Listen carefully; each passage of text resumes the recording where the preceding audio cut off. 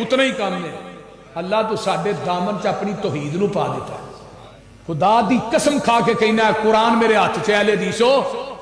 تسی پوری زندگی بھی اللہ دے اگے سجدے ڈگے رہو نا، تسی یہ شکر ادا نہیں کر سکتے جن نے سارے درباراں تو ہٹا کے تھانوں اپنے در دا پجاری بنا دیتا۔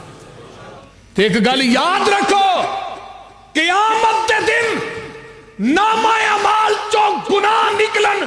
تیرے گناہاں چ شرک نہ ہوئے، رب سارے گناہ معاف کر دے گا، شرک معاف نہیں کرنا۔ صحیح مسلم دی روایت میں بیان کرنا ہوں، قیامت دا دن ایک بندہ آئے گا، اللہ نے نیڑے آ، نیڑے آ، ہور نیڑے آ، ہور آ، نیڑے قریب آ،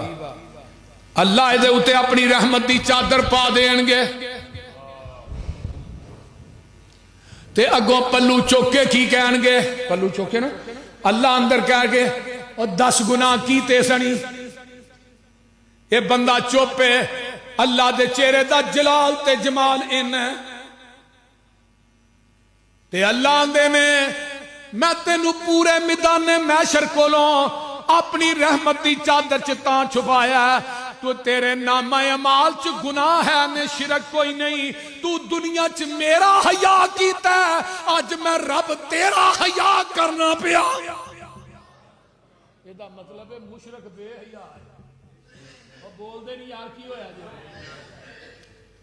تو دنیا چ میرا حیا کیتا، تو شرک نہیں کیتا، گناہ ہے نے، تیرے گناہاں چ شرک دی ملاوٹ نہیں، تیرے گناہاں چ شرک دی ملاوٹ نہیں، 10 گناہ کیتے زنی،